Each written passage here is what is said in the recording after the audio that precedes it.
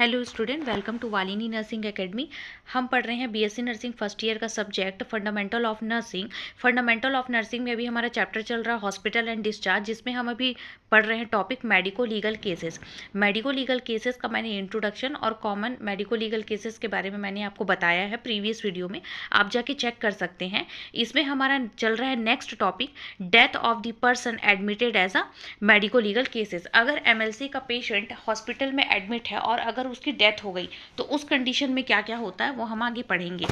अभी तक अगर आपने मेरे चैनल को सब्सक्राइब नहीं किया है तो जल्दी से सब्सक्राइब कर लीजिए और बेल आइकन पर क्लिक कर लीजिए, जिससे जब भी मैं न्यू वीडियो अपलोड करूँ तो आपको नोटिफिकेशन आ जाए। और अगर आपको कोई भी डाउट होता है तो आप मुझे कमेंट बॉक्स में पूछ सकते हैं, मैं रिप्लाई करूँगी।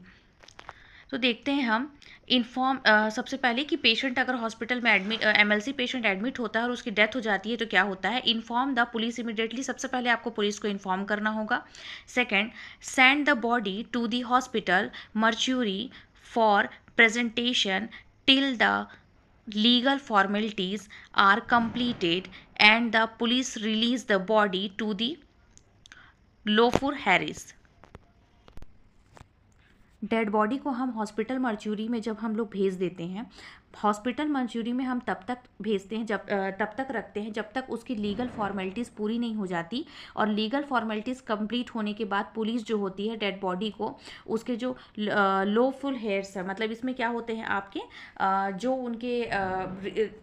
उनके रिलेटिव्स है या फिर जो उस डेड बॉडी की रिस्पॉन्सिबिलिटी लेंगे as a legal authorised person है, उस फैमिली मेम्बर, उसका कोई रिलेटिव या फैमिली मेम्बर, जैसे होते हैं ना हस्बैंड वाइफ, किसी की वाइफ की डेथ हो गई, किसी के हस्बैंड की डेथ हो गई या किसी के चिल्ड्रन की डेथ हो गई, तो वो उनके जो होते हैं वो लॉफुल हेयर्स होते हैं। ठीक है, तो इनको हम क्या करते हैं, डेड बॉडी हम लोग फिर देते हैं सारी फॉर्मेलिटीज़ कंप्लीट होने के बाद में। नेक्स्ट होता है आपका रिक्वेस्ट अ मेडिको लीगल पोस्टमार्टम एग्जामिनेशन। अगर कुछ ऐसा क्रिमिनल रिकॉर्ड है पेशेंट का और अगर हमको ऐसा पोस्टमार्टम की ज़रूरत है तो हम लोग पहले रिलेटिव्स को इन्फॉर्म करेंगे, उसके बाद हम क्या करेंगे, उस पेशेंट का पोस्टमार्टम करेंगे। फिर आता है आपका do not issue the death certificate even if the patient was admitted. अगर पेशेंट एडमिट हुआ है और उस कंडीशन में पेशेंट की डेथ हुई है तो हॉस्पिटल जो होता है उसको बिल्कुल भी डेथ सर्टिफिकेट के लिए इशू नहीं करना चाहिए। फिर आता है आपका the dead body should be never be released to the relatives, it should be only be handed over to the police. ठीक है, हमको डेड बॉडी को एमएलसी वाले पेशेंट की डेड बॉडी को हमको कभी भी डायरेक्टली रिलेटिव्स को नहीं देना होता है, हमको पहले पुलिस को देना होता है। ठीक है, फिर आता है आपका types of client which are categorised as MLC in the hospital are. ठीक है, हॉस्पिटल में किस किस टाइप के क्लाइंट या फिर किस किस टाइप के पेशेंट को हम एमएलसी में कैटेगराइज करते हैं। तो रोड ट्रैफिक एक्सीडेंट या फिर आपका इंजूरीज, ठीक है, फिर आता है inflicted during the brutal, then fight, then shooting, bomb blast etcetera. ठीक है, इंजूरीज हो गया है, असॉल्ट हुआ है, मारपीट हुआ है, ठीक है, सूट हुआ है, बॉम्ब ब्लास्ट हुआ है, उस कंडीशन में होगा।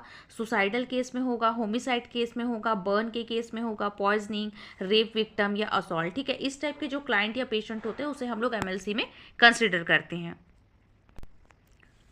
नेक्स्ट है आपका role of nurse in medico legal cases. ठीक है, मेडिको लीगल केसेस में नर्स का क्या रोल है। तो पहला, obtain complete history from patient और सिग्निफिकेंट अदर। ठीक है, हम लोग को सबसे पहले पेशेंट का कंप्लीट हिस्ट्री लेना होता है। उसके बाद inform the police officer, constable on duty in the hospital and the chief medical officer. जो भी आपके पुलिस ऑफिसर है या वहाँ पे कांस्टेबल है ऑन ड्यूटी पुलिस में जो हैं उनको और वहाँ के सीएमओ को, चीफ मेडिकल ऑफिसर को आपको इन्फॉर्म करना होता है। फिर आता है when it is a made of MLC. अगर हमको पता चला कि हम उसे एमएलसी में कंसिडर कर रहे हैं तो the record in the patient care seat, मतलब केस सीट जो होता है पेशेंट का, ठीक है, जो आपका पेशेंट का रिकॉर्ड सीट होता है, केस सीट होता है, उसमें आपको मेंशन करना होता है। और with the red ink right hand of corner मतलब जो आपका पेशेंट का जो केस सीट होता है, केस सीट के जो राइट हैंड अप में मतलब राइट साइड के ऊपर, राइट में ऊपर साइड में हमको रेड पेन से आपको इंक करना होता है, मार्क करना होता है, राइट लगाना होता है आपको कि ये पेशेंट जो है वो एमएलसी का पेशेंट है। फिर आता है आपका no MLC patient can go the MLC patient को हमको लामा नहीं देना है। लामा मतलब आपको मैंने बताया है लीव अगेंस्ट मेडिकल एडवाइस, ठीक है, हमको लामा एमएलसी पेशेंट को नहीं देना है। फिर आता है आपका do not give any statement about patient condition to police, magistrate और media, only a doctor to give the information. ठीक है, आपको जो आप नर्स हैं, आपको अगर पेशेंट का कोई भी स्टेटमेंट पता चलता है तो आप पेशेंट का कोई भी जो बोल सकते हैं, उनकी जो प्राइवेसी है या फिर उनका कोई भी स्टेटमेंट है, आप किसी भी पुलिस, मजिस्ट्रेट या फिर मीडिया कहीं पर भी आप रिलीज़ नहीं करेंगे, आप सबसे पहले डॉक्टर को इन्फॉर्म करेंगे। फिर आता है आपका when the patient has to be discharge inform the police officer, constable on duty hospital and CMO. ठीक है, मतलब क्या बोला है, अगर पेशेंट डिस्चार्ज चाहता है तो डिस्चार्ज के टाइम में आपको ये जितने भी पुलिस ऑफिसर, सीएमओ या फिर ड्यूटी डॉक्टर हैं, आपको सबको इन्फॉर्म करना होगा। आपको क्लियर करना होगा कि पेशेंट जो है वो डिस्चार्ज चाह रहा है या फिर पेशेंट का अगर तबीयत ठीक हो गया है, अगर वो पेशेंट एमएलसी है तो। नेक्स्ट है आपका ट्रांसफ़र प्रोसीजर। ट्रांसफ़र प्रोसीजर हम नेक्स्ट क्लास में पढ़ेंगे। आपको कोई भी डाउट होता है तो आप मुझे कमेंट बॉक्स में पूछ लीजिएगा, मैं रिप्लाई करूंगी। और अगर आपको इस नोट्स का पीडीएफ चाहिए तो भी आप मुझे कमेंट करिएगा, मैं आपको लिंक सेंड कर दूंगी।